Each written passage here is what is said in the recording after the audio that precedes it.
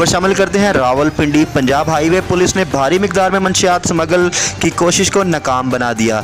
10 kilo चरस समेत 2 kilo 400 ग्राम अफीम बरामद, मुलजिम गिरफ्तार।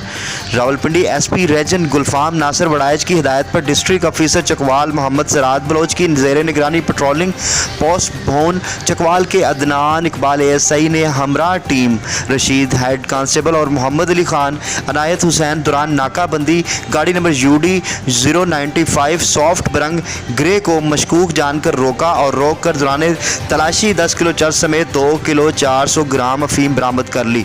दौरान दरियाफ्त मुलजिम ने अपना नाम जाहिद महमूद वल्द सुल्तान खान सकना वार्ड नंबर 20 मोहल्ला झाटिया तिल्ला किंग ज़िला चकवाल बताया। पुलिस टीम ने मुलजिम के खिलाफ नार्को टैक्स दफात के तहत थाना कलरकहार में मुकदमा दर्ज रजिस्टर करवा ASP रीजन गुलफाम नासिर की district officer Mohammad Sarad Bloch और टीम को अच्छी कारकर्दगी पर शाबाश, नगद इनाम और सर्टिफिकेट देने का ऐलान कर दिया।